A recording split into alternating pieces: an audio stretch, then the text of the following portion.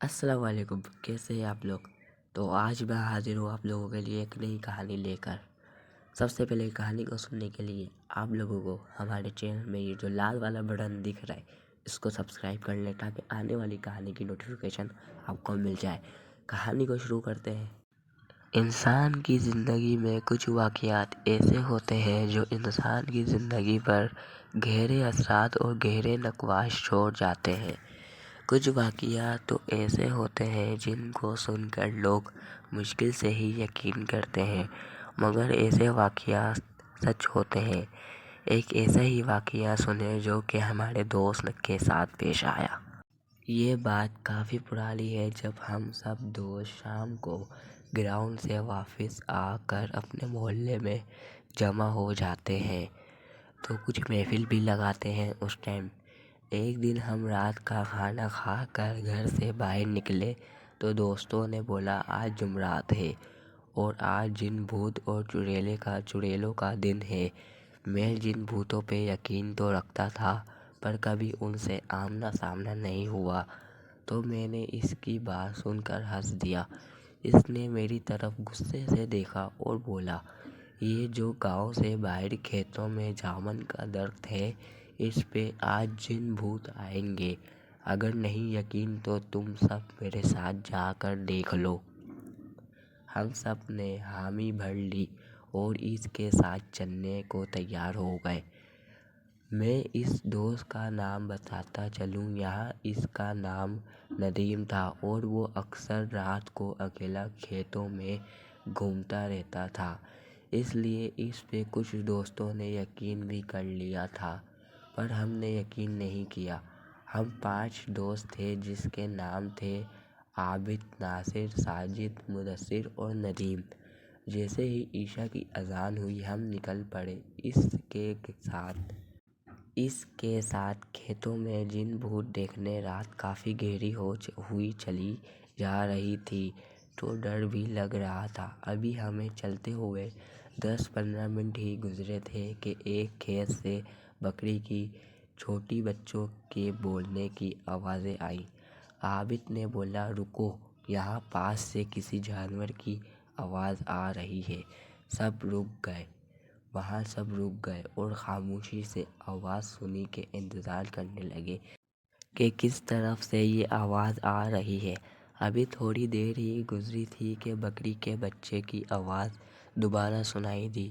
ندیم نے فوراً بولا آواز اس طرف سے آ رہی ہے، جو 2-4 کھیت چھوڑ کر ہی بیسن کا کھیت تھا، آواز وہاں سے آ رہی تھی۔ سردیوں کے دن تھے اور ان دنوں میں بیسن عام ہوتا ہے۔ سب دوست اس طرف جانے لگے تو ناصر نے بولا چھوڑو یار، جو بھی ہے ہمیں کیا لینا دینا اس سے، ہم جس کام کے لیے جا کر رہے تھے اس طرف چلو۔ پر کوئی بھی نہیں مانا اور بیسن کے کھیت کی طرف بڑھنے لگے۔ سب ہی وہاں جا کر دیکھنا چاہتے تھے کہ ادھر کس بکری کے بچے کی آواز آ رہی ہے۔ ابھی کھیت میں بیٹھے تھے، ابھی ہم میں سے کوئی بولنے ہی والا تھا، اس سے پہلے ہی ندیم نے کہا لگتا ہے جو یہاں بکریاں چھڑوانے آتے ہیں ان کی ایک بکری رہ گئی ہوگی، اس کو اٹھا لو، صبح پتہ لگا کر واپس کر دیں گے۔ سب نے اس کی بات سے اتفاق کیا اور ایسا ہی کیا۔ اس کو ہم نے اٹھا لیا اور اپنی منزل کی جانب بڑھنے لگے۔ رات کافی گہری ہوتی چلی جا رہی تھی اور ہمارے ڈر میں مزید اضافہ بھی ہو رہا تھا کیونکہ کھیتوں میں طرف طرف کے جانور کی آوازیں آ رہی تھیں۔ مدثر نے بولا یار ہم کو واپس جانا چاہیے، آگے بہت خطرہ ہے۔ سب اس پہ ہنسنے لگے اور اس کو ڈرپوک کہنے لگے۔ خیر وہ خاموشی سے ان کے ساتھ چلتا جا رہا تھا۔ پھر راستے میں ہمیں سیٹی کی آواز آنا شروع ہو گئی۔ سب رک گئے اور ایک دوسرے کی طرف دیکھنے لگے۔ ڈر سب کے چہرے سے صاف نظر آ رہا تھا پر کوئی بھی یہ نہیں چاہتا تھا کہ ہم واپس جائیں اور اللہ کا نام لے کر اس جامن کے درخت کی طرف بڑھنے لگے۔ ابھی تھوڑی دیر ہی گزری تھی کہ ہمیں چلتے ہوئے تو سامنے ہی وہ درخت نظر آ گیا۔ ہم سب دوست اس درخت سے تھوڑا ہٹ کر بیٹھ گئے۔ سب سے پہلے تو مدثر نے بولا، اس بکری کے گلے میں کوئی رسی وغیرہ ڈال دو تاکہ یہ کہیں ادھر ادھر نہ ہو جائے۔ سب دوست رسی ڈھونڈنے لگ پڑے اور جلدی ہی ایک چھوٹی سی رسی مل گئی تھی۔ اس کو ہم نے اس کے گلے میں ڈالا اور رسی ناصر کو پکڑوا دی اور سب کی نظریں اس درخت پہ جمی تھیں۔ 10-15 منٹ ہی گزرے تھے کہ اس جامن کے درخت کے اوپر سے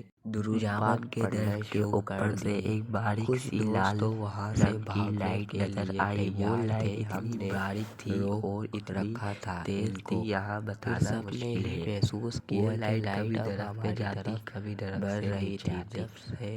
جب سب نے یہ منظر دیکھا تھا تو وہاں اور ساتھ ہی پراسرار آوازیں آنا شروع ہو گئی۔ ہم سب سے اونچی آواز میں پاؤں دوڑے اور ہمارے پیچھے اتنی خوفناک آوازیں بلند ہو رہی تھیں، بس یہی محسوس ہو رہا تھا جیسے وہ بالکل ہمارے پاس ہی اور کسی بھی لمحے وہ ہم سب کو نقصان پہنچا سکتی ہے۔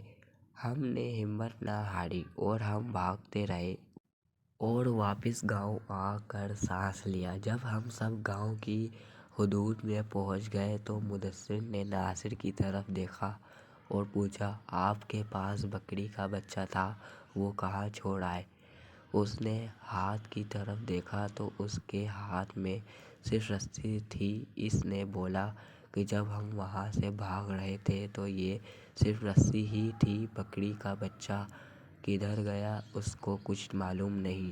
جب وہاں سے واپس دوڑے تھے تو وہ بکری کا بچہ وہاں ہمارے ساتھ نہیں تھا، صرف یہ رسی ہی تھی۔ کیا وہ سچ میں بکری کا بچہ تھا یا کوئی اور مخلوق تھی؟ سب دوستوں نے کہا، جو بھی تھا ہم صبح وہاں جا کر ضرور دیکھیں گے۔ جب صبح ہوئی تو کوئی بھی وہاں جانے کو تیار نہیں تھا سوائے ندیم اور مدثر کے۔ وہ دونوں کھیتوں میں گئے اور اس جگہ گئے تو انہوں نے وہاں بکری کے بچے کو اور ہم نے اس بکری کے بچے کو مرا پایا جو جامن کے درخت کے بالکل قریب ہی پڑا تھا۔ اس کی صرف ہڈیاں ہی ہڈیاں نظر آ رہی تھیں۔ اس بکری کے بچے پہ گوشت کا کوئی نام و نشان بھی نہیں تھا۔ وہ دونوں سمجھ چکے تھے رات کو جو کچھ بھی ہوا وہ ان کا وہم نہیں تھا، اس درخت پہ واقعی کچھ ایسا تھا جو ندیم نے بولا تھا۔ اس کے بعد وہ واپس آ گئے اور کبھی بھی رات کے ٹائم باہر گھومنے سے توبہ کر لی۔